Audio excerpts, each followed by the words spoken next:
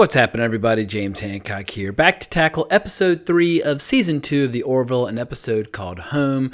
I thought tonight's episode was very solid, but in a lot of ways was a very bittersweet experience. But before I get to my official recap and review, I did want to tackle some news about the show, a lot of which totally bewilders me. But let's start with the bad news. Episode 2 of this season, Primal Urges, only had 2.8 million live viewers on Fox, the lowest of either season.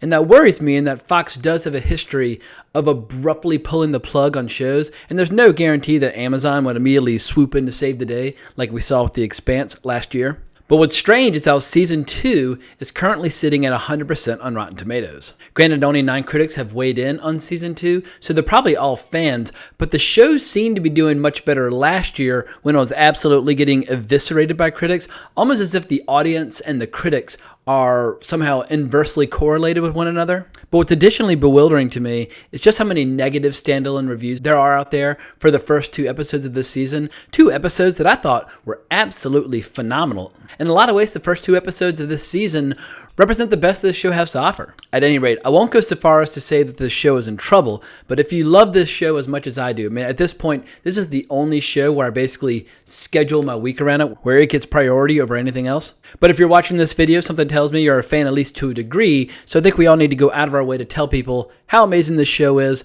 and more importantly, tell people where to start. Tell them your favorite episode so that the show makes the best possible first impression. Because if this show dies, I'll only have Alex Kurtzman and his misguided short treks to scratch this particular itch I have for these kinds of stories. I just watched the short treks yesterday. They're not as good as the Orville, so let's keep the Orville alive. In any case, let's talk about this particular episode. As I mentioned before, the experience was really bittersweet for me in that we were able to spend so much time with my favorite character on the show, Alara, played by the great Halston Sage. She's funny, she's beautiful, she's strong as a tank, but has been rumored for many months this was the episode where, at least in the short term, we have to say goodbye to her character. I don't know if she's pushing on to do movie work or if there have been complications with her relationship with Seth MacFarlane, but I sincerely hope we have not seen the last of her, and that if we're lucky enough to get a season 3 of The Orville, maybe we'll see her triumphant return. But all great shows must evolve and grow, so I'm going to suck it up and just focus on the fact that we were able to enjoy her character for as long as we did. I've always loved the Star Trek tradition of occasionally giving the spotlight essentially to one major character for an entire episode, and this episode absolutely embraced that tradition. Starting with one of my favorite scenes to date, we see that Alara and Isaac are engaging in their regular Friday night arm wrestling competition, and the record currently stands with 16 wins for Alara and 14 for Isaac. But the scene was shot in an incredibly exciting fashion. We'd seen it in the trailer for months. You know, the crew's going nuts, everybody's gambling. But sadly, the contest ends with Alara breaking her arm. Now, it's not quite as nasty as the famous arm-breaking scene in David Cronenberg's remake of The Fly. But we soon learn from Dr. Finn that Alara's muscle mass and bone density are down, and that unless she returns to her home planet of Xelaya, she'll never recover. We get this really hot, sexy scene where Alara goes to the gym to test the limits of her strength, and she does confirm that her strength has gone down since she first came on board. And she starts to worry that the one asset that she brings to the table, which gives her status on the Orville, might be on the wane. Ed's very cool about it and assures her that her job will always be there, whether she chooses to recover her strength or not, but ultimately she decides to return home for an indefinite leave of absence. And pretty much the rest of the episode focuses primarily on Alara's experiences back home. As we see, she comes from this family of intellectuals. They've always looked down on her career and her lifestyle choices. As I'm sure a lot of viewers can relate, all her family wants is for her to get a degree, find a man, etc.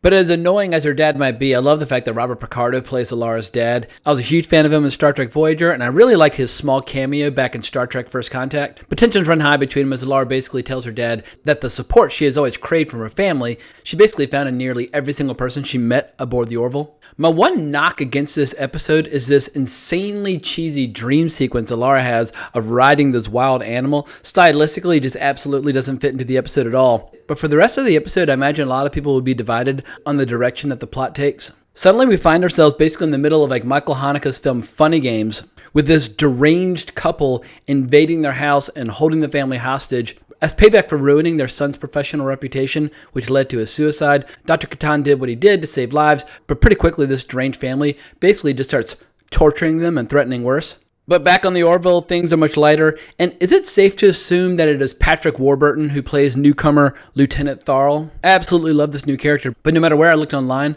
I couldn't confirm that it was Patrick Warburton behind the mask, but he sounds just like him, and I'm a huge fan of Warburton from Family Guy and Venture Brothers, and I hope he'll stick around if only to keep saying like, sick, and bitching. And I love how due to his second esophagus going right into his belly, he can just pound food, as he says. But the character of Dan better be careful because Tharl could very easily start feeling his thunder a little bit. But as Tharl settles into his temporary role, Finn and Lamar end up cooking up the solution in a simulator that would allow Alara to regain her strength aboard the Orville.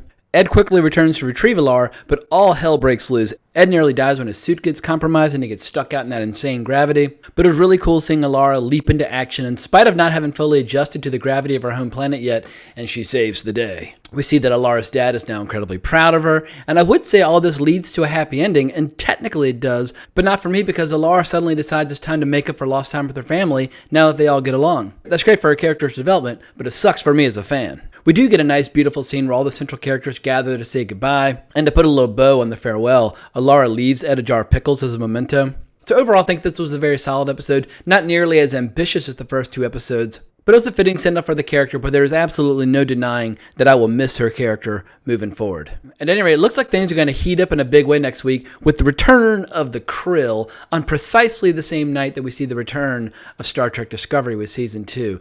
Now, in terms of reviews, I will always be tackling the Orville first before I watch the latest episode of Discovery. When it comes to this channel, the Orville will always receive preferential treatment, but I do look forward to doing a proper compare and contrast. And while it might sound like heresy in that I prefer the Orville, I do want to see Star Trek Discovery do well. I just have incredibly high reservations about Alex Kurtzman and his ability to deliver anything worth watching. But there'll be more to come on that rant next week once I finally get a chance to see what they got in store for us with Season 2.